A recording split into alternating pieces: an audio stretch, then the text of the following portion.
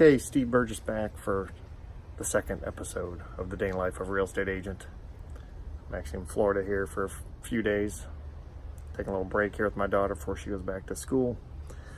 But you'll see this past week, met some investors, looked at some properties, had an eviction, interesting little house. It's gonna need some work, but here's a second installment. We'll catch you later, get some stuff done this week, and get you something new next weekend. Along with, I'll probably do a separate post of the eviction set out later in the week. There's a lot of stuff in here. That's it. So here we are, Monday the 7th, about 4:30.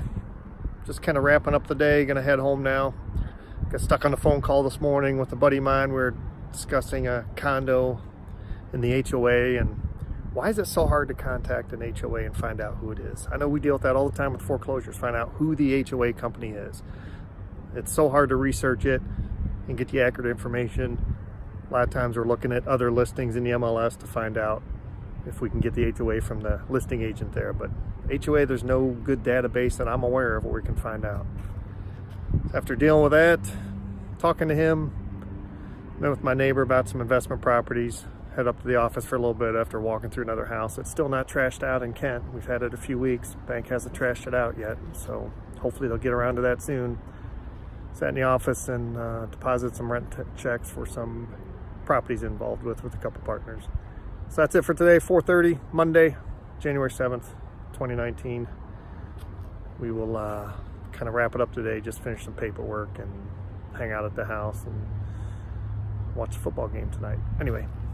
Okay, we're back here Wednesday about noon. Yesterday, kind of a slow day, doing some year-end paperwork. Just worked from home, had a meeting in the afternoon near my house with a friend of mine looking at a business opportunity he wanted to talk about, so we just went over that, and kind of quieter day at home doing paperwork, which not always a fun. So today, worked from home in the morning, drove by a bank-owned house. It's still occupied, just seeing if they're still there, which they are, just on a drive-by. Now going to do an inspection here of this property in Ravenna, bank-owned, on the market. Been on the market a little bit, just need to get it turned over. Now I'm going to head to the office for a little bit before a meeting for a listing with a buddy of mine, put his house on the market, hopefully. See if we can help him out. That's where we're at. So I'm going to head in, make sure everything's okay with this house, and then get to the office. Just driving through Kent here, looking at a bunch of different commercial properties on my drive, some vacant, some occupied. Just makes me think, when you're buying an investment property, commercial investment property, you should always ask yourself one key question. When the tenant leaves, who will go in and what will they pay? Because if you're looking at a dollar store, a mattress store, any of these smaller places, or even a little strip center, the tenants aren't going to be there forever. And if they're going there and it seems like they're paying an above market rent, you need to take a look and say, all right, when they leave, I'm going to have to re-tenant it. How long is that going to take? What are they going to pay? And how's that going to affect the value of the property? Especially some of these dollar stores that are sitting in small towns. If they leave at the end of the lease, you're paying $800,000, $900,000, $1.2 million for a building that you're maybe going to get, I don't know, $300,000 for in 15 years if they leave, if there is a buyer for it. So always look at different exit strategies when purchasing, so you're caught in a proper position and not with your pants down. Okay, here we are back at it on Thursday morning. Got a set out here in Akron. Did bump into the people last weekend. They were getting anything else they wanted out. There's a lot of stuff in this house, so it's going to be interesting, but they should be gone, or they're getting their last remaining items. We'll check it out here in a little bit when the sheriffs get here. All right, we are at the eviction here in Akron. They're gone. Garage is falling in. Let's go see this. Well, let's do the first tweet of a evicted set out house here in Akron. Fortunately, they're gone. Smells like food in here. No furnace.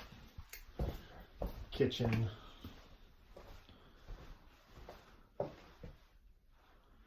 Stuff. Ugh. Floor caving in there. Bathroom smells. That was the toilet.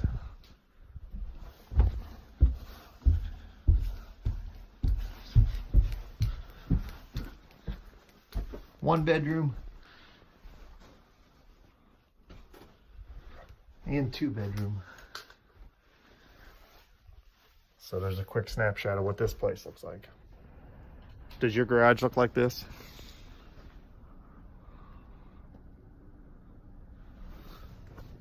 After the set out, ended up checking on repair progress of a house in the Falls. Then had somebody else from out of town call me, an investor. They wanted to see a property. Ended up showing them 2 properties, discussing a few more.